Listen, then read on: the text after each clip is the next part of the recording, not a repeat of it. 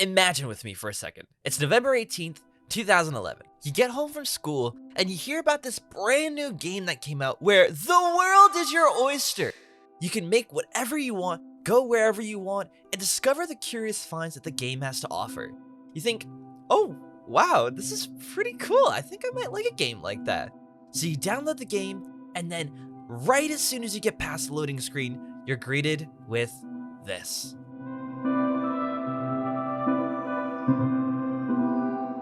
Welcome everyone to Music and Video Games Episode 1, Minecraft. By the way, if you're watching this video, odds are you're probably not subscribed. So, if you want to help out this channel, consider subscribing.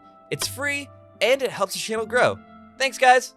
So, Minecraft's music. Some of you might be thinking, I thought I was gonna hear you talk about Megalovania or Escape from the City. And to that I say, soon please, I swear I'm gonna do it, just stick around. But, seriously, Minecraft is not the most bombastic of tunes. It's not the head-banging ecstasy like in Doom, and it's not the chiptune greatness that is in Megalovania. It's different. And I think that its different nature is reflective of the game that it serves. And that's not necessarily a bad thing. Minecraft from its very beginning was a game in which its philosophy could closely be related to this. The only limit to what can be done is the player's creativity. When you booted up Minecraft, did you want to chart the world for 5 hours to see the different structures? You could do that. Do you want to go underground and brave the mines and all the creatures that exist in it?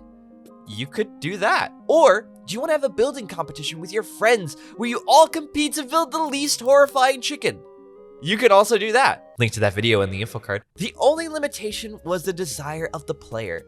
And while for some, that form of openness can be dissuasive, for others, it was the most enticing thing that could ever be presented in front of them. A game where you make the rules, you level the lands, and create the castles that your heart desires with no other objective in sight than the one you make right in front of you. In essence, this game was a color palette, and you were the artist. And with mouse in hand, you picked the colors to shape how you traverse through this blocky world. And the soundtrack that echoes through the chasm of this game helps to reflect this creative design that good old Notch had in mind when he was making this game. The artist who designed Minecraft's music was Daniel Rosenfield, who you all know as C418. His encounter with Notch was quite an interesting one. He says, I liked video games, but I didn't want to spend any money.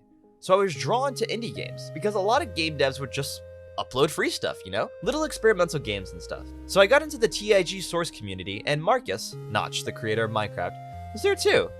Both of us were nobodies. He'd show me a game prototype and I'd showed him my terrible music.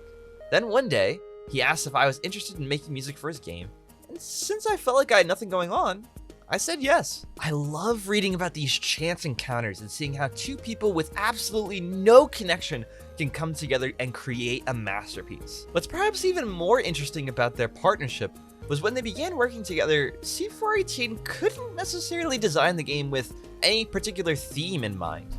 Notch didn't really give him any direction, and there was no way for him to figure out what the player was doing. He also had technical limitations on the music that he was making. He said in an interview, if you had 2 song files going at once, it would actually crash. So instead of trying to have music that fit into a particular theme, he designed the soundtrack to be open, or as he describes it, not really explaining anything. And wow, let me tell you, this game's music explains nothing.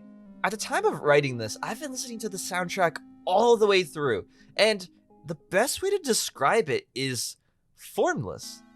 The music doesn't contain a Minecraft motif, nor does it have any thematic undertones that encompass these tracks.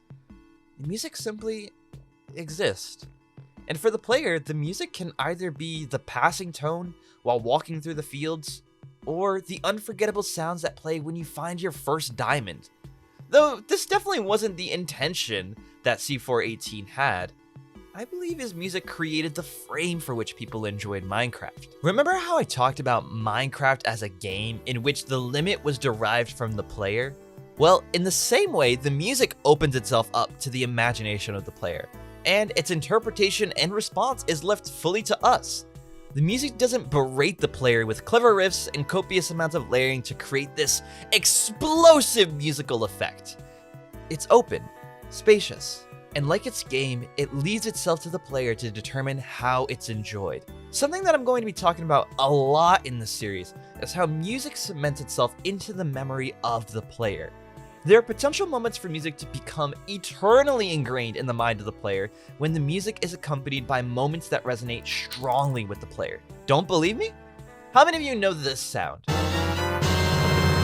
Or this one? Or maybe even... Alright, I think you get it. The idea is that the music accompanies an event that the player is going into, and that soundtrack then becomes the reference point for that event.